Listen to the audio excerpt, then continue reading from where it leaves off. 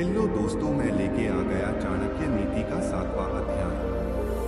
धन और अन्न के लेन देन में विद्या ग्रहण करते समय भोजन और अन्य व्यवहारों में संकोच न रखने वाला व्यक्ति सुखी रहता है।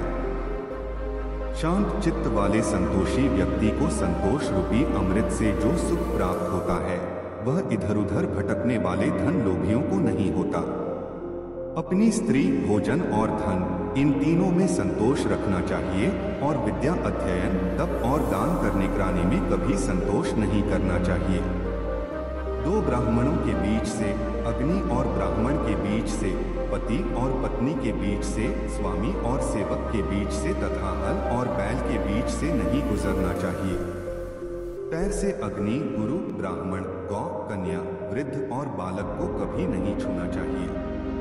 बैलगाड़ी से 5 हाथ, घोड़े से 10 हाथ, हाथी से 1000 हाथ दूर बचकर रहना चाहिए और दुष्ट पुरुष, दुष्ट राजा का देश ही छोड़ देना चाहिए। हाथी को अंकुश से, घोड़े को चाबुक से, सींग वाले बैल को डंडे से और दुष्ट व्यक्ति को वश में करने के लिए हाथ में तलवार लेना आवश्यक है। ब्राह्मण भोजन से संतुष्ट होते हैं, मोर बादलों की गर्जन से, साधु लोग दूसरों की समृद्धि देखकर और दुष्ट लोग दूसरों पर विपत्ति आई देखकर प्रसन्न होते हैं। अपने से शक्तिशाली शत्रु को विनयपूर्वक उसके अनुसार चलकर दुर्बल शत्रु पर अपना प्रभाव डालकर और समान बल वाले शत्रु को अपनी शक्ति से या फिर विनम्रता से जैसा अवसर हो उसी के अनुसार व्यवहार करके अपने वश में करना चाहिए। राजा की शक्ति उसके बाहुबल में, ब्राह्मण की शक्ति उसके तत्व ज्ञान में और स्त्रियों की शक्ति उनके सौंदर्य तथा माधुर्य में होती है।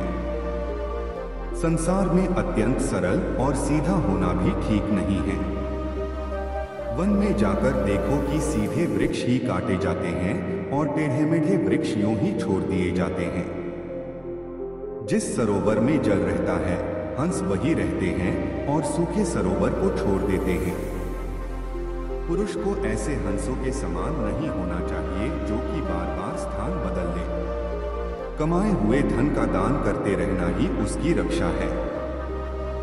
जैसे तालाब के पानी का बहते रहना उत्तम है।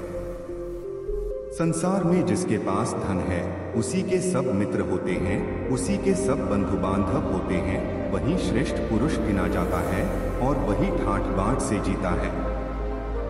स्वर्ग से इस लोक में आने पर लोगों में 4 लक्षण प्रकट होते हैं: दान देने की प्रवृत्ति, मधुर वाणी, देवताओं का पूजन और ब्राह्मणों को भोजन देकर संतुष्ट करना, अत्यंत क्रोध करना, कड़वी वाणी बोलना, दरिद्रता और अपने सगे संबंधियों से वैर विरोध करना, नीच पुरुषों का संग करना, छोटे कुल के व्यक्ति की नौकरी अथवा सेवा करना।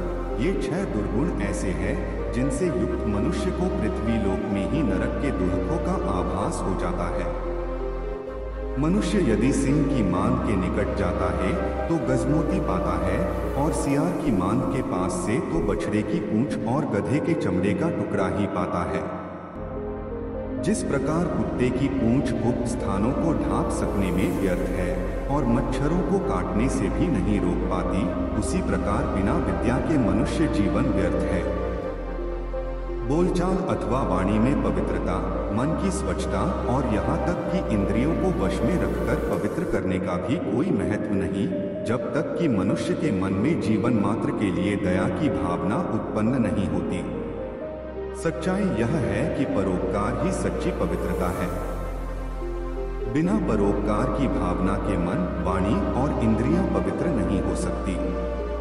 व्यक्ति को चाहिए कि वह अपने मन में दया और परोपकार की भावना को बढ़ाए।